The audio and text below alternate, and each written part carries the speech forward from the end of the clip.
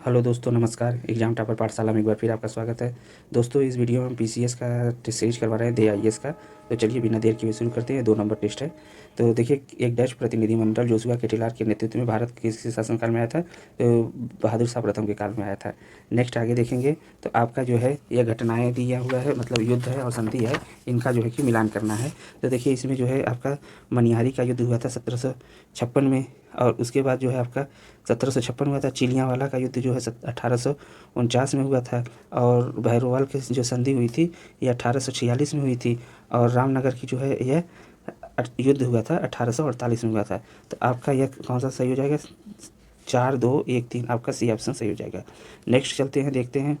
तो देखिए, स्तूप दिया है, उसकी खोजकर्ता। तो स्तूप और खोजकर्ता जो है कौन कौन सही है इसमें? स्तूप और खोजकर्ता इसके देखिए तो सांची का स्तूप जनरल टायलर ने किया था, नागोर्जुनी कोट लांघर्स्ट ने किया था, भरहुत स्तूप जो है जनरल कनिंघम ने किया था। जबकि अमरावती का स्तूप था, एडवर्ड बेकर ने नहीं किया था। यही गलत है, यही आंसर हो जाएगा। अमरावती का जो है कर्नल मैकेंजी ने किया था, कर्नल मैकेंजी। चलिए आगे बढ़ते हैं। देखिए, क्वेश्चन नंबर 4 है। यह दिया हुआ है कि इल्तुतमिश को भारत में मकबरा शैली का जन्मदाता कहा जाता है। सही है। 1231 ईस्वी में इल्तुतमिश के द्वारा ज्येष्ठ पुत्र नासिरुद्दीन का मकबरा बनवाया गया, जो संभवतः भारत में निर्मित प्रथम मकबरा था। ये भी सही है। ये इसकी व्याख्या कर रहा है, तो आपका ऑप्शन ये हो जाएगा। नेक्स्ट चलते हैं। देखिए, 5 नंबर में उलर झील को एक कृत्रिम झील के रूप में जैना का निर्माण करवाया था। तो यह जैनुल आब्दीन ने करवाया था। इसे कश्मीर का अकबर भी कहा जाता है। इसके साथ ही इसे जो है अकबर का पुरोगामी भी कहा जाता है। अकबर का पुरोगामी जो है उसे शेरशाह सूरी को कहा जाता है, जब इसे कश्मीर का अकबर कहा जाता है। नेक्स्ट देखते हैं। यदि हमने पाकिस्तान की मांग को स्वीकार नहीं किया तो देश में अनेक पाकिस्तान बन जाएंगे। हर दफ्तर में पाकिस्तान की एक इकाई होगी। यह किसने कहा था? तो ये सरदार पटेल ने कहा था। नेक्स्ट आगे बढ़ते हैं। 1857 की क्रांति केंद्रों और नेताओं का नाम दिया है। तो देखिए, गोरखपुर से गजोधर सिंह, मेरठ से कदम सिंह, सुल्तानपुर से शहीद सिंह, मथुरा में जो है नवाब तफज्जल हुसैन नहीं थे, बल्कि मथुरा में जो है देवी सिंह थे। तो यही गलत है और यही आंसर हो जाएगा, क्योंकि पूछा कौन नहीं है। देखिए, क्वेश्चन नंबर 8 देखेंगे। 1917 में एक सेंट्रल आयोग के सदस्य नहीं था। तो 1917 में सेंट्रल आयोग था, आया हुआ था, जो शिक्षा संबंधित था। तो AM सैंडलर, आशुतोष मुखर्जी और जियाउद्दीन अहमद सदस्य थे। गोपाल कृष्ण गोखले नहीं थे। यही गलत हो जाएगा। नेक्स्ट देखेंगे। अखिल भारतीय हरिजन संघ की स्थापना भीमराव अम्बेडकर ने की थी। सही है। पूना सेवा सदन पंडित रमाबाई ने की थी। ये भी सही है। सॉरी दोस्तों, अखिल भारतीय हरिजन संघ की स्थापना भीमराव अम्बेडकर ने नहीं की थी, बल्कि यह गांधी जी के द्वारा किया गया था। तो ये गलत है, बी सही है। तो आपका आंसर 2B हो जाएगा। नेक्स्ट देखेंगे। क्वेश्चन नंबर 10 देखेंगे। तो 7 वर्ष से कम उम्र के बच्चों को कारखाने में प्रतिबंधित कर दिया गया था, क्योंकि यह कब किया गया था? तो 1881 का कारखाना अधिनियम आया था लॉर्ड रिपन के कार्यकाल में। तो उसमें यह कहा गया था। क्रिस्प एम क्या है? तो देखिए, क्रिस्प एम क्या है? मनरेगा के तहत भौगोलिक सूचना प्रणाली है। नेक्स्ट है। हाल ही में केंद्र सरकार ने अंडमान स्थित माउंट हैरियट का नाम बदल कर क्या रख दिया है? माउंट मणिपुर रख दिया है, क्योंकि वो शहीद हुए थे। तो उनके नाम पर जो है कि उनका जो है कि वो मणिपुर के थे, बिलोंग करते थे, तो उनका जो है माउंट मणिपुर रख दिया है, शहीदों के स्थल को। नेक्स्ट देखेंगे। कौन सुमेलित है? तो 4 ऑप्शन में एक ही सुमेलित है। देखिए, बनावली जूते हुए खेत गलत है, लोथल गलत है, बकराकार ईंटें चंदोड़ों से मिला, यह सही है। और कालीबंगा से हल्की आकृति मिली, यह गलत है। बनावली से हल्की आकृति मिली, जबकि कालीबंगा से जूते हुए खेत मिले हैं। चलिए आगे देखते हैं। भूस्थानिक ऊर्जा मानचित्र जारी किया जाता है किसके द्वारा? तो यह जो है भूस्थानिक ऊर्जा किसके द्वारा जारी किया जाता है? आपका 4 ऑप्शन है। ऊर्जा मंत्रालय, विज्ञान, नीति आयोग और विश्व। तो आपका यह नीति आयोग के द्वारा किया जाता है। नेक्स्ट देखेंगे। प्रधानमंत्री नरेंद्र मोदी ने टेक्सटाइल के क्षेत्र में विनिर्माण को प्रोत्साहन देने के लिए PM मित्र पार्क योजना का शुभारंभ कब किया है? तो यह 7 अक्टूबर 2021 को किया है, और इसका जो बजट में प्रावधान किया गया था 2021 के। तो आपका यह D ऑप्शन हो जाएगा। नेक्स्ट देखते हैं 16 नंबर में। IMF द्वारा जारी वर्ल्ड इकोनॉमिक आउटलुक। तो देखिए, एक ये क्वेश्चन बन सकता है कि वर्ल्ड इकोनॉमिक आउटलुक कौन जारी करता है? तो यह IMF के द्वारा जारी किया जाता है। IMF का मुख्यालय जो है वाशिंगटन DC में है। इसकी स्थापना 1945 में हुई थी, वर्ल्ड बैंक के साथ ब्रेटन वुड्स समझौते में। और इसने भारतीय अर्थव्यवस्था का 2022-23 में कितने % आर्थिक वृद्धि दर का अनुमान लगाया? तो 8.5%। ये ऑप्शन सही हो जाएगा। नेक्स्ट देखेंगे। हाल ही में भारत सरकार ने किस देश के साथ टैंक्स इंस्पेक्टर विदाउट बॉर्डर्स कार्यक्रम शुरू किया है? तो यह सेशल्स के साथ किया है। सेशल्स की राजधानी विक्टोरिया है। नेक्स्ट है 18 नंबर। साहित्य का नोबेल पुरस्कार पाने वाले अब्दुल रज्जाक गुरनाह कहाँ के मूल निवासी हैं? तो यह याद रख लीजिए कि साहित्य में नोबेल पुरस्कार 2021 में किसको मिला है? अब्दुल रज्जाक गुरनाम को मिला है या तंजानिया के रहने वाले हैं, डी ऑप्शन सही हो जाएगा। नेक्स्ट देखेंगे 2021 में संयुक्त राष्ट्र जैव विविधता सम्मेलन COP15 का आभासी आयोजन कहाँ पर किया गया? तो यह आभासी आयोजन कुनमिंग चीन में किया गया। 19 का डी हो जाएगा। 20 नंबर देखते हैं, हाल ही में सूर्य के प्रकाश और पानी का प्रयोग कर ग्रीन हाइड्रोजन उत्पादित करने वाले रिएक्टर किस शहर में विकसित किए जा रहे हैं? तो आपका यह मोहाली में विकसित किया जा रहा है। मोहाली आपका पंजाब में पड़ता है। यह 2047 तक भारत को ऊर्जा में आत्मनिर्भर बनाना है, तो इस लक्ष्य को प्राप्त करने के लिए यह कार्य किया जा रहा है। अस्थायी और सतत साधनों और प्रदूषण मुक्त है यह। नेक्स्ट है 21 नंबर देखेंगे, इसमें दिया है मद्रास में जो है संधि हुई थी। टीपू सुल्तान और हैदर अली जो थे वह मैसूर में शासन किए थे। उनके साथ कौन कौन सी संधि कब हुई है देख लेते हैं अंग्रेजों के बीच। देखिए इनमें 4 युद्ध लड़े गए थे। एक जो है कि पहला युद्ध लड़ा गया था 1769 में हैदर अली के साथ, उसमें मद्रास की संधि हुई थी। उसके बाद 1780 से 84 के बीच में लड़ा गया था एक युद्ध, तो उसका जो है उसमें मंगलौर की संधि हुई थी। उसके बाद तीसरा युद्ध लड़ा गया था 1792 में, उसमें श्रीरंगपट्टनम की संधि हुई थी टीपू सुल्तान के साथ। ये भी सही है, ये भी सही है। और टीपू ने श्रृंगेरी के जगत गुरु शंकराचार्य के सम्मान में मंदिरों का पुनर्निर्माण कराया था और धन दान दिया था, तो ये भी सही है। तो तीनों सही है। आपका जो है 21 का बी ऑप्शन सही हो जाएगा।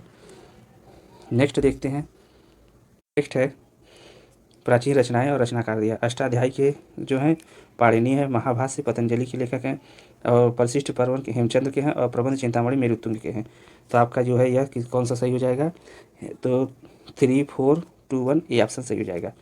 नेक्स्ट देखते हैं, ताम्र प्रसार के लोग अधिकांशतः पत्थर और तांबे की वस्तुओं का प्रयोग करते थे और वे मुख्यतः ग्रामीण समुदाय में रहते थे, तो सही है। ताम्र प्रसार काल में पत्थर और तांबे की वस्तुओं का प्रयोग किया गया था और ग्रामीण समुदाय से थे, दोनों सही है। तो आपका सी ऑप्शन सही हो जाएगा। नेक्स्ट है देखिए ऋग्वेद का जो मंडल दिया है और उसके रचयिता 10 मंडल थे, तो उसमें द्वितीय मंडल भार्गव से, तृतीय मंडल जो है आपका विश्वामित्र से संबंधित है, और छठा मंडल जो है आपका भारद्वाज से, और 7वां मंडल जो है आपका यह वामदेव से नहीं था, तो यह गलत है, क्योंकि यह 7वां मंडल जो है वशिष्ठ से था, गुरु वशिष्ठ से था, और जो चौथा मंडल था उससे वामदेव थे, चौथा से। तो ठीक है दोस्तों, उम्मीद करते हैं कि समझ में आ गया होगा। देख लीजिए एक बार फिर से, द्वितीय मंडल भार्गव, तृतीय मंडल विश्वामित्र, और छठवां मंडल भारद्वाज, 7वां मंडल वशिष्ठ, चौथा मंडल वामदेव। नेक्स्ट चलिए क्वेश्चन नंबर 25 देखते हैं। सातवाहन राजाओं में नाम मातृ प्रधान है, लेकिन राजा सिंहासन का उत्तराधिकारी पुत्र ही होता था, तो यह सही है।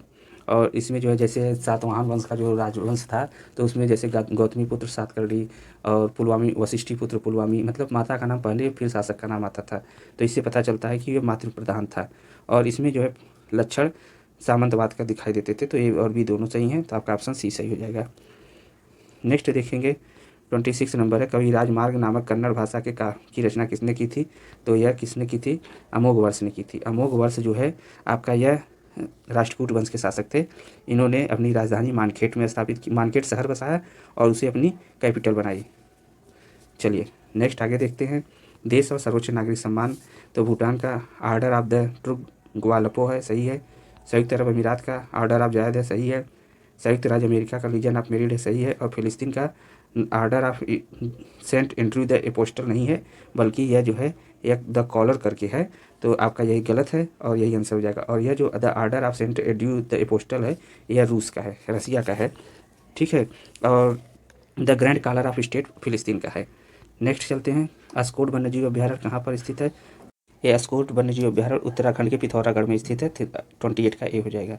नेक्स्ट, राष्ट्रीय बहुआयामी निर्भरता सूचकांक में विचार करना है, तो देखिए इसमें जो है कि कौन सा सही होगा। तो यह सूचकांक नीति आयोग के द्वारा जारी किया जाता है, सही है। और इस सूचकांक में बेसलाइन रिपोर्ट राष्ट्रीय परिवार सर्वेक्षण 4 से 2015-16 पर आधारित है। और इस सूचकांक में जो है उत्तर प्रदेश की आबादी में गरीबी का अनुपात सबसे अधिक है, यह गलत है, यह बिहार की में है, तो आपका यह सी ऑप्शन 3 ऑप्शन जो है गलत हो जाएगा। A1 और 2 सही है, तो आपका आंसर कौन सा हो जाएगा? बी ऑप्शन हो जाएगा। नेक्स्ट है, अंतर्राष्ट्रीय पर्वत दिवस जो 2021 में मनाया गया, इसका मुख्य विषय क्या रहा था? तो इसका जो मुख्य विषय था अस्थायी पर्वतीय पर्यटन। नेक्स्ट 31 नंबर, सुंदरवन भारत का सबसे बड़ा रामसर स्थल है, सही है। रामसर स्थल उत्तर प्रदेश में कुल 8 हैं, तो देखिए इस समय जो है बढ़ करके 10 हो गए हैं, तो यह गलत है। ये सबसे हिमाचल प्रदेश में रेणुका आर्द्रभूमि जो है वह सबसे छोटी आर्द्रभूमि है, यह भी सही है।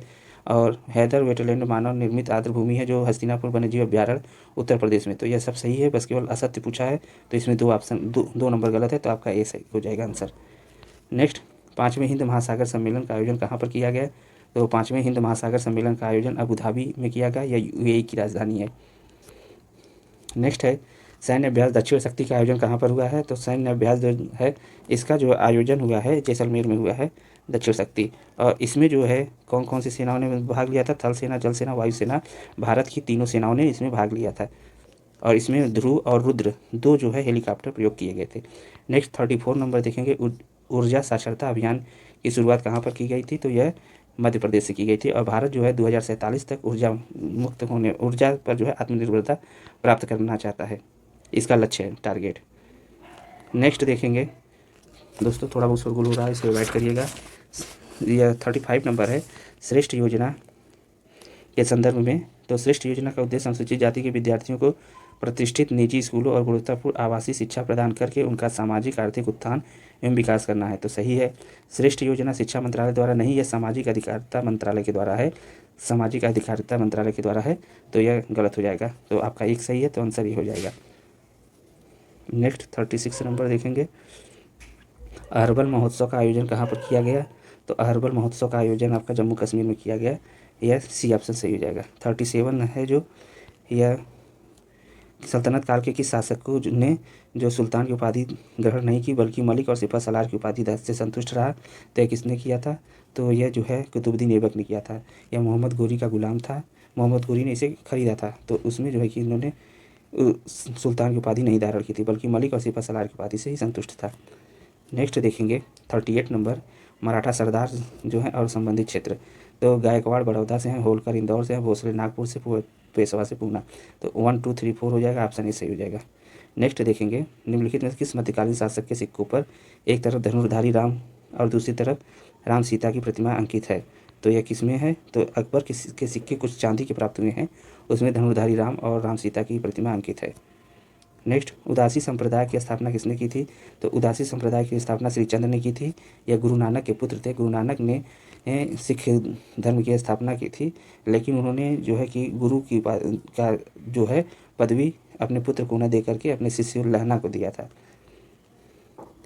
नेक्स्ट है 41 नंबर, किस सूफी संत को अनल हक मैं सत्य ईश्वर हूँ यह घोषणा करने के कारण मृत्युदंड दिया गया था? तो मंसूर बिन हल्लाज थे, इनके साथ किया गया था। और मंसूर बिन हल्लाज का जो जन्म है वह ईरान में हुआ था।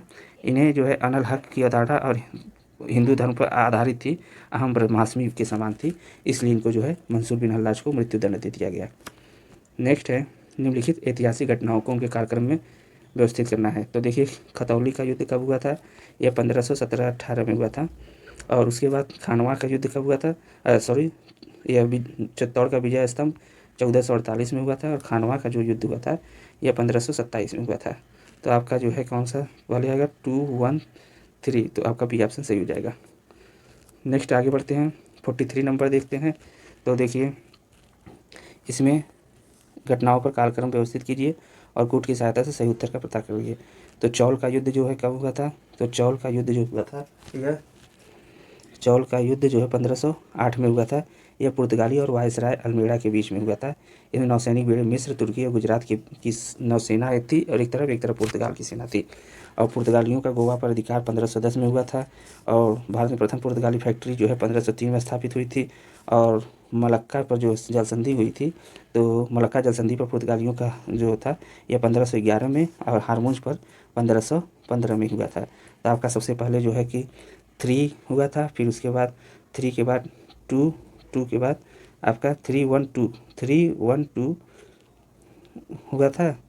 सॉरी दोस्तों, इसमें जो है आपका डी ऑप्शन हो जाएगा, 31254। नेक्स्ट है 44 नंबर, नवाब सिराजुद्दौला के विरुद्ध प्राथमिक दौर का षड्यंत्र में कौन शामिल नहीं था? तो ये तो कृष्णचंद्र थे, जगत सेठ थे, अमीर चंद थे, लेकिन मीर कासिम नहीं थे, तो यही आंसर हो जाएगा। नेक्स्ट है, निम्न में से किसकी मृत्यु पर पूना में ब्रिटिश रेजिडेंट पामर ने कहा था कि इनकी मृत्यु के साथ ही मराठा सरकार का सारा सयानापन और संयम चला गया? तो यह किसने कहा था? पामर ने कहा था। और यह किसकी के पर उस पर कहा था? ये नाना फडणवीस पर कहा था। नाना फडणवीस जो थे उस समय, मतलब कि यह इनकी मृत्यु के बाद जो है पूना दरबार में षड्यंत्रों का केंद्र बन गया था। और जब तक ये जिंदा थे तो तब तक अंग्रेज़ों ने इनसे जो है कि पराजित होते रहते थे। अंग्रेज़ों की मतलब कि एक भी चाल जो है सफल नहीं हो पाती थी। नेक्स्ट अब देखेंगे एशियाटिक रिसर्चेस नामक पत्रिका का प्रकाशन निम्नलिखित में किसने किया है? तो यह किसने किया है? सर विलियम जोन्स ने किया है। आपका ऑप्शन ए सही हो जाएगा। एशियाटिक सोसाइटी ऑफ बंगाल की भी स्थापना इन्होंने 1784 में की है। नेक्स्ट है 47 नंबर, निम्नलिखित में से कथन और कूट दिए हैं। तो अंग्रेजी सिखाने के लिए स्कूलों का जाल बिछा देने के विचार सबसे पहले ईस्ट इंडिया कंपनी के एक सिविल सेवक चार्ल्स ग्रांट के मन में आया था। यह सही है। इन्हें आधुनिक भारत का आधुनिक जन्मदाता कहा जाता है, ये भी सही है। लेकिन जो है यह इसका व्याख्या नहीं करता है, बल्कि यह इसका व्याख्या कर रहा है। तो अगर यह रहता कि यह ए रहता और यह आर रहता तो हो जाता, इसलिए जो आपका बी ऑप्शन सही हो जाएगा कि ए आर दोनों सही है, लेकिन आर ए की व्याख्या नहीं करता है। नेक्स्ट 48 नंबर देखेंगे।